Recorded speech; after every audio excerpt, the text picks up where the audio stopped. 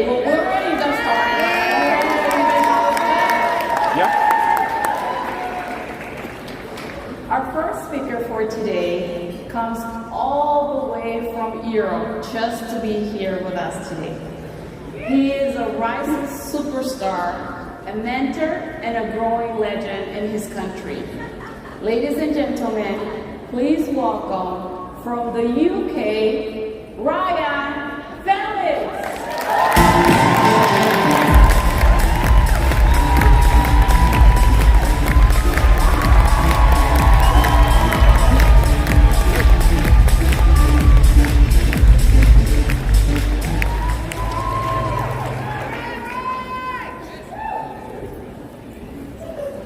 How are we doing, everyone? Are we okay?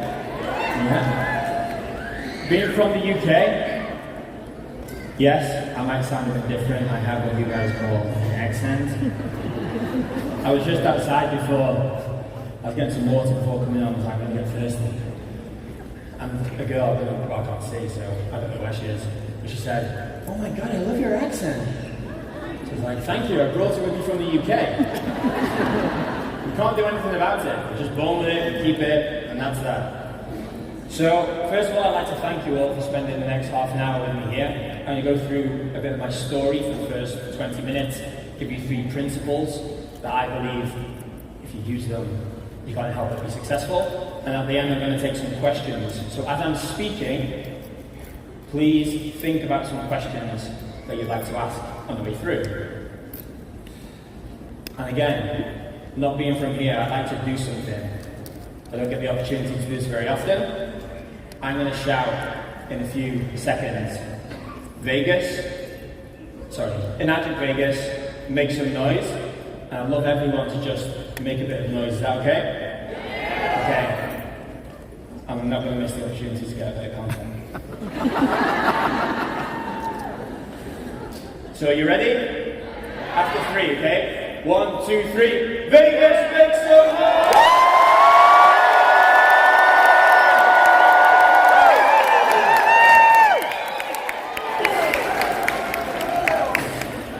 Thank you. I come from a small town in Wales. There's about 10,000 people from there, so this is quite a surreal moment for me. But anyway, I'm going to jump in. Can I start my presentation?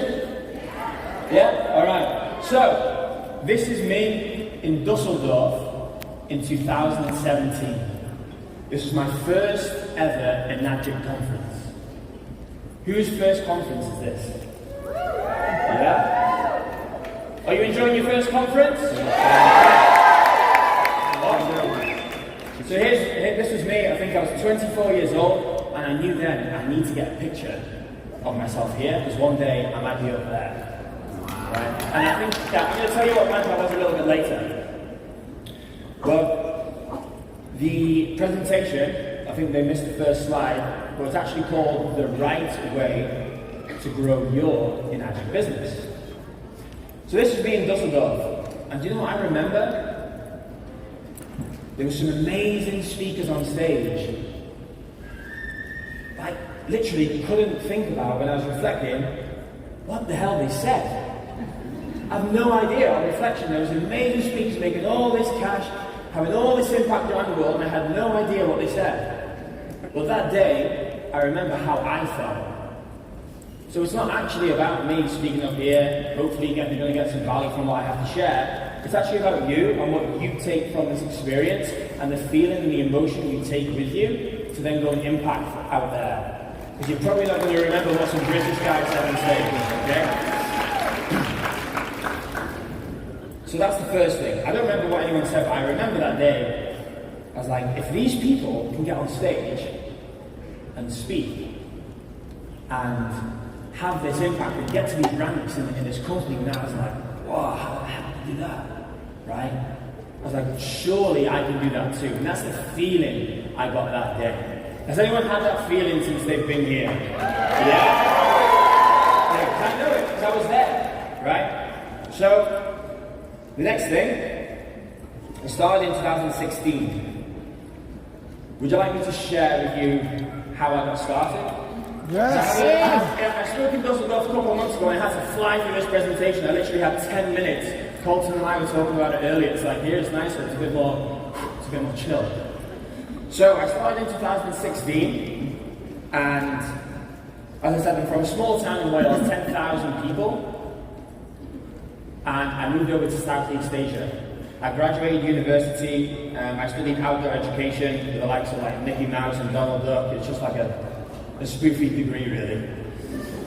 Not gonna lie, you know, as most degrees are. Does anyone agree with that? Like most degrees are completely useless, right? I had a good 3 years and loads of debt. Anyway, started 2016.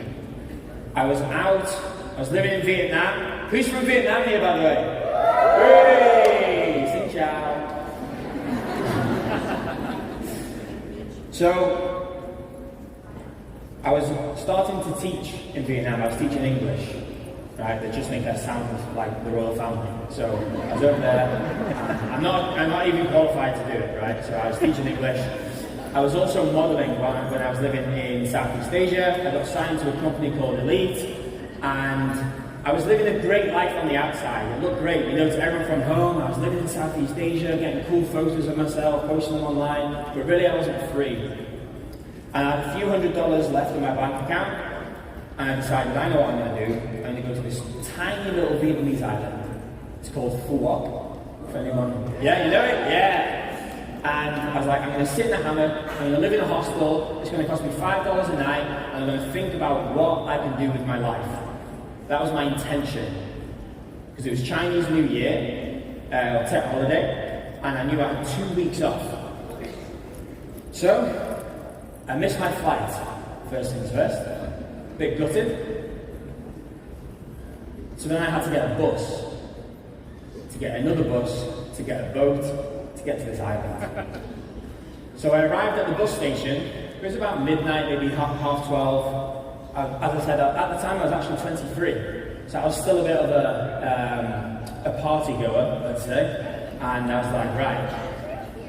I turned up, all the people were there. There was one Western guy, and I was like, "Hi, mate." Oh, sorry, we say mate in the UK, and here I think it's like bro. We say, so it's like, "Hey, bro, can you look after my bags?" So I give this guy my bags, and I'm like, "I'm going to 7-Eleven. I'm going to go get myself some beers and a sandwich, right?" So I come back 5 minutes later, ready for my holiday. He's gone. My bags are gone. Everyone else is gone, and there's no sign of the bus. So I just stood there with my sandwiches, like. Anyway, next thing, this minibus whips around the corner, and there's this guy, he's a Western guy, he's hanging out the window, he's like, hey bro, come on in here, quick. So this bus was barely stopping. I was like voluntarily being kidnapped. The bus was slightly more open, and I like jumped in, right? And I started chatting to him, and he said, I had to make a decision. He didn't know me, remember, he didn't owe me anything. And he made the decision to take my bags, and he can speak fluent Vietnamese, right, luckily, and he convinced the driver to do another loop to pick up this random kid from the UK to make sure he can go on his holiday. And there's me thinking he robbed me, right? So I was chatting to this guy, and he was like, at the time he's 40 years old, he'd lived 20 years as an entrepreneur, he'd started all kinds of businesses all over the world, he was fluent Portuguese, fluent French, fluent Vietnamese, and I was like, wow, with all of your experience, it kind of sounds like what my life could be like, but you've never really you've had a lot of money, you've made it, lost it, made it, lost it, but you've never really had that freedom that you've wanted. And that's what he was sharing with me. And I asked him, what do you do now? So I thought to myself, if I find out what he's doing now, with 20 years of entrepreneurial experience, I can cut my learning curve by 20%. Sorry, it's not 20%, 20 years. 20 years, that was my thought process. And he's like, well, I've just kind of started this thing, I don't know how it works, I just bought this product, it's called Enagic, it's a Japanese company. And I was like, Sounds cool. And at the time, he hadn't made a single sale. So technically, I shouldn't have really been interested. But I was like so invested in his story and the vision that he could paint over the next 5-10 years. And I was like, I don't know if any of you have had this feeling before, but you can get a feeling of, like your stomach goes. I was like, oh no, if I don't do what he's going to do, I'll regret it. And I can't live with a regret. So that guy is called Nate Wells. He's here, so right there. Oh, there he is.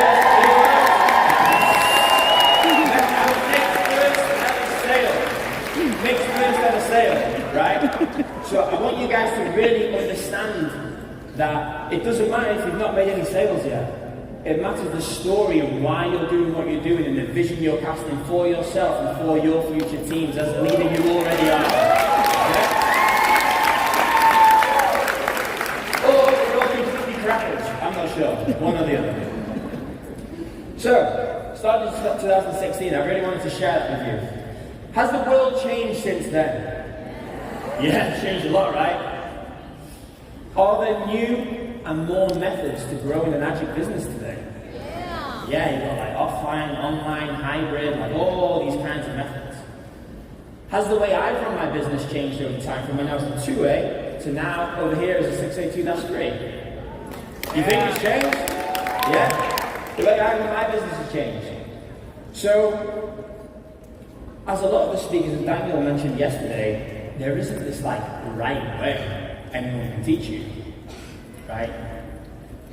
And have I changed as a person? You think over the last 7 years? Probably a bit. So, this is me in Dusseldorf. like any British guy, confidently confused. Observe them. There's a few here today. Is anyone from the UK? Yeah. Observe them. There he is, Henry. Watch us. We walk around confidently confused at all times. Just hoping no one asks us any questions. So what rank do you think I was here? You can look deep into my eyes. I was a 4A here.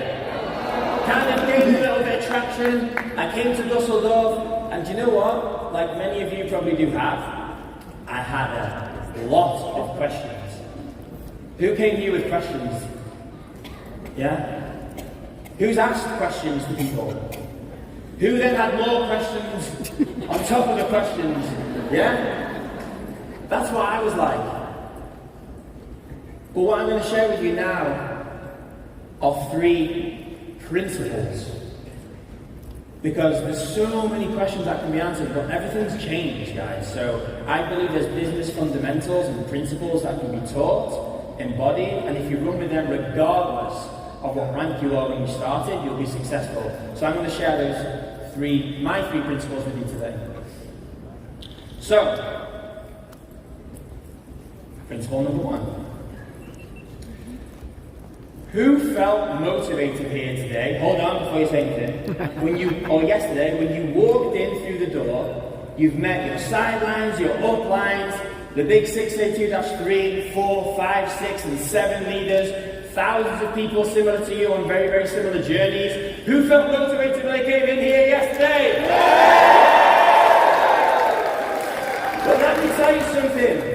Do you know what I think about motivation? It's completely useless. Seriously, it's completely useless. Right? I could sit down, watch TV, put Netflix on, right? Watch The Deadliest Catch or some like nonsense thing, and I can feel motivated. So that feeling means nothing unless you do something with it. Can anyone guess what that is? Action. And I actually believe it's counterproductive and it makes you feel worse. If you feel motivated and you do nothing, you've let yourself down. If you get that feeling of motivation, just do something that's driving your business forward. Right? And then you'll feel good. And that creates momentum. Right?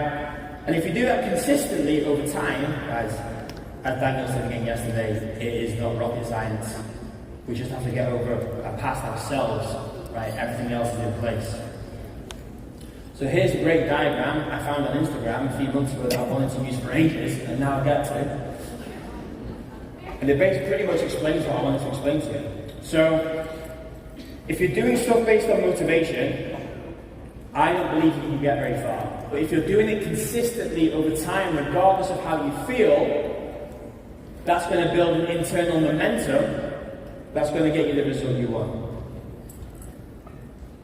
All things are difficult before they're easy. You can see what I was looking for on Instagram now. So I'm going to tell you a quick story, and it was before I started in Enagic. I was actually working and living in a place called Cyprus. Has anyone heard of that? Yeah. For everyone else, it's in Europe, okay? That way. So I was living on this island, and I was selling tickets at the time. So I would sell a ticket for 30 euros. I would make 10, my British boss would make 10, and the Cypriot mafia would make the other 10. It was like living in San Andreas, Grand Theft Auto, when I arrived. Honestly, it was nuts. Anyway, that's where I learned how to sell. And what I did, I had this ticket book, so I'd go to the beach, go into hotels. You had to be careful not to get tasered, depending on who was running the hotels and stuff. But I learned a lot. Especially when you get electrocuted, you learn really quick. So, basically, I was on the beach. I had this ticket book. And I was like, right, I need to go and sell some tickets. Otherwise, I'm going to have to go home because I've got no money. So there I was in my ticket book, and I saw two girls lying on the beach, okay? And I like, who here feels like they have to create a bit of confidence in themselves before they go and approach someone? Yeah? So I felt the same. It's like, right. I walked up to them, I had my ticket book, and I was like, trying to be smooth, I was like, hey girls. And you know what? They ignored me. So I went back round and I was like, no, they didn't hear me, they didn't hear me. I'll try again, I've got my pitch, I know what I'm going to say, come on. So I went over again, and I was like, hey girls. And one of them looked up, she just went, what do you want? So that was the start of my sales career. So I learned a really valuable lesson there. That was, do not approach British girls when you're on holiday and when they're on holiday. They do not want to speak to British guys. The second thing is, the more serious note, I didn't actually know what I was going to say. I was just kind of winging it and hoping for the best. And when we start our businesses, oftentimes we don't really know what we're going to say. We're like, we know we've got these amazing products, systems, community, and all this stuff. Well, like, what order do we put it in? Has anyone felt like that before? It's like, everything's amazing, but how do I get it out and say it? Well, it comes with repetition, it comes with practice, and it comes with basically getting rejected a few times and being okay with that. Because there's like 8 billion people on Earth, apparently, right? Do you need to speak to every single one of them, or do you just need to learn by speaking to a few, dial in your method of introducing information, and then move on? Okay? So, all things are difficult before they are easy. You'll meet some of the leaders here, and they know exactly what they want to say, they know exactly what questions to ask, right? And it's very, very easy for them.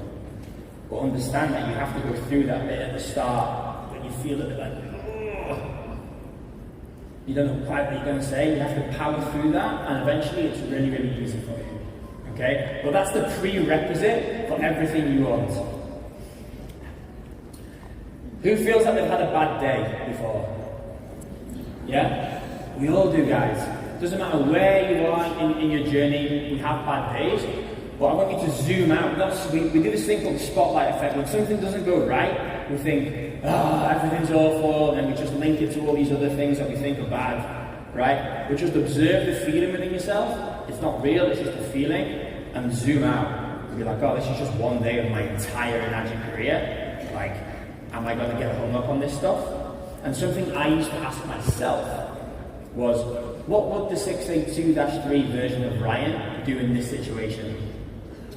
So I would like you to think about that as well when these things just come up in day-to-day life. So, that's the first principle. If you take consistent action over time, I think you're going to do alright. So, on to the second principle now. We're going to start with time. This was me. I did some of these campaigns. They look great. But the reality is, right, I was still exchanging my time for money. Here I was a teacher, remember?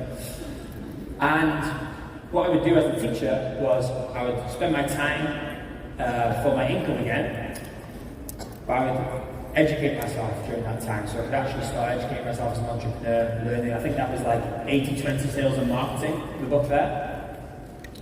And I want to ask you a question. How many hours do you have in a day? 24? By the time we've done our commute, by the time we've gone to work, for the people who are still working right now, by the time you come back, work out, eat your food, how many hours have you got left? 8 hours. You need to sleep as well, right?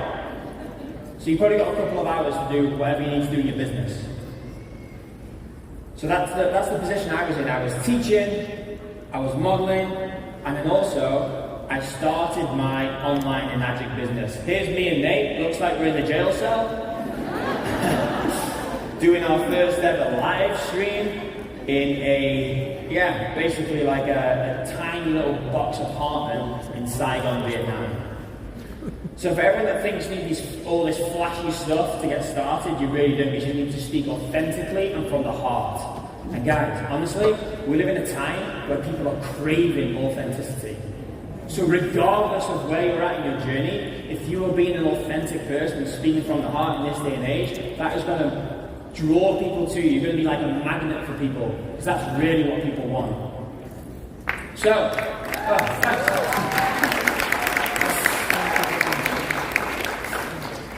right then. So we've got 24 hours in a day. What started to happen to me was I was getting asked to go to networking events, parties. I was getting asked over here when I was teaching, so I'd go and hang out with the teachers, go and drink with them after work hours. And my time was just being stretched, so I had no time to invest in my business. And I wasn't getting paid in my business up front, but I was getting paid for these other things, so it was like my dreams were like, the cost of my dreams was my wage, really.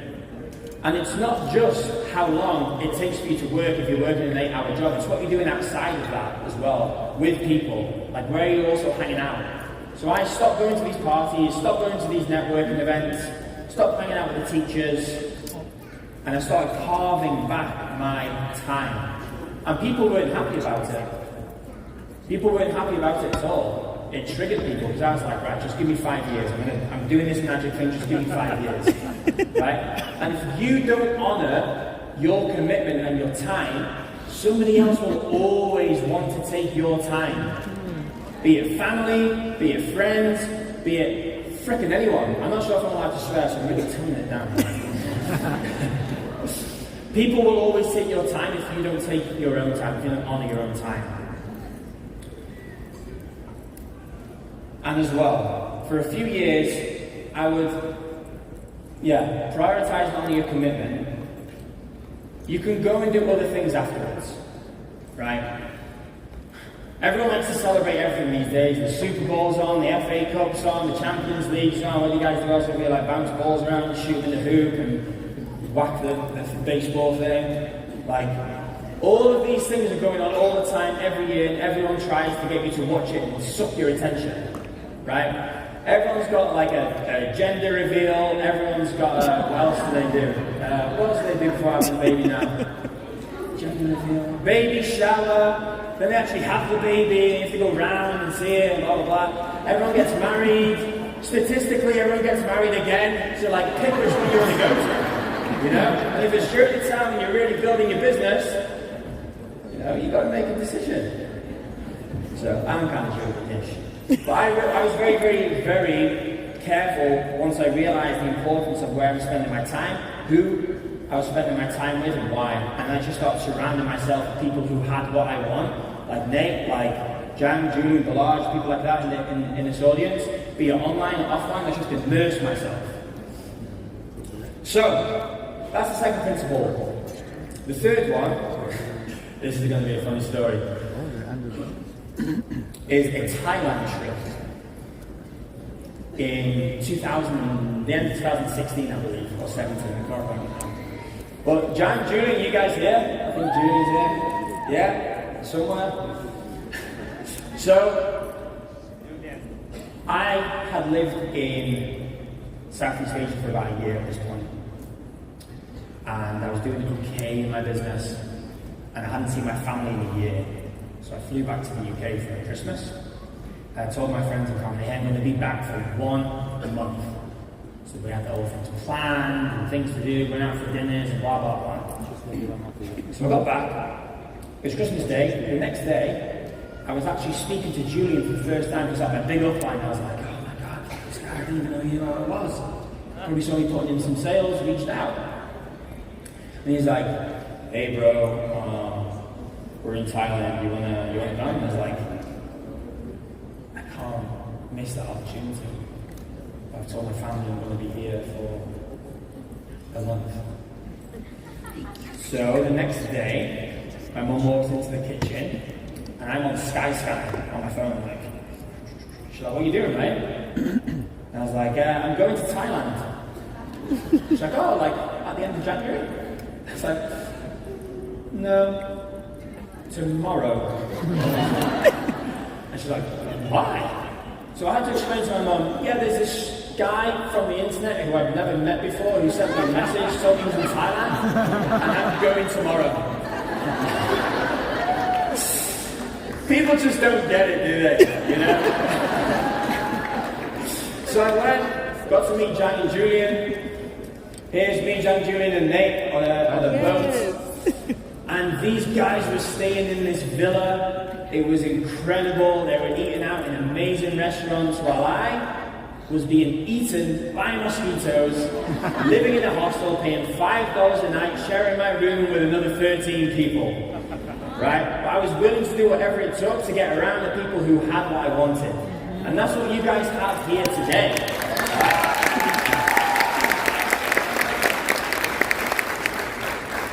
So we had a fun trip, we had a great time, and I went all the way there, and I tell this to my teams time and time and time again.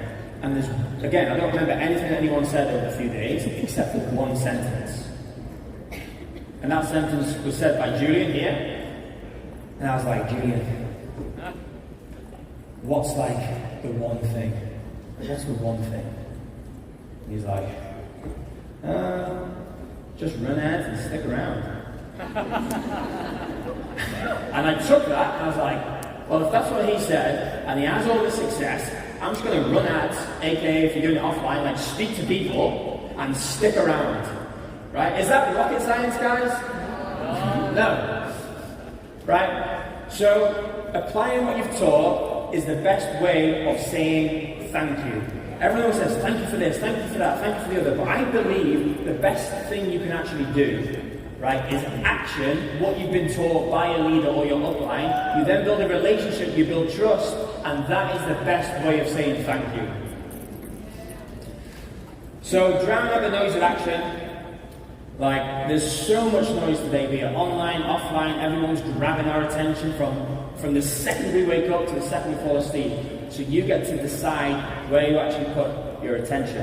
And if you can drown out most of it, right, just focus on the fundamentals, you can't go wrong. And leaders, this is like a side note, discover your implementers, right? And it's not to say that everyone, like I have a team now, I think of about 11,000 people over in Europe, like I can't give my time to everyone because I don't know how to make more time in the day, guys. There's still only 24 hours. But if you can identify leaders within your organization and people who are, doesn't matter what rank they are, but their energy is reciprocal to yours, and they've got what it takes, invest in those people. Because they're going to be your mates, your Rise, your 682 SVs in your organization. Okay, so that's the last one. Seize an action opportunity. That's the last principle I'm going to share with you today. And you have so much opportunity here. We're in Vegas. You've got so many amazing leaders here. If you feel that feeling in your stomach, like when you want to speak to someone, you want to ask them a really good question, go and do it. Right? Because otherwise, I know you guys don't want to regret it. And I know if I don't do something, if I'm going to regret it, I have to go and do it. So seize an action opportunity and build relationships with people that you're growing this business with, because that's what it's all about. Okay? So, consistent action over time, prioritize and honor your commitment, and seize an action opportunity. And there is no right way for me to teach you how to grow your business. However, I believe if you follow these 3 fairly simple principles, you will succeed. Thank you very much, guys. My name is Felix.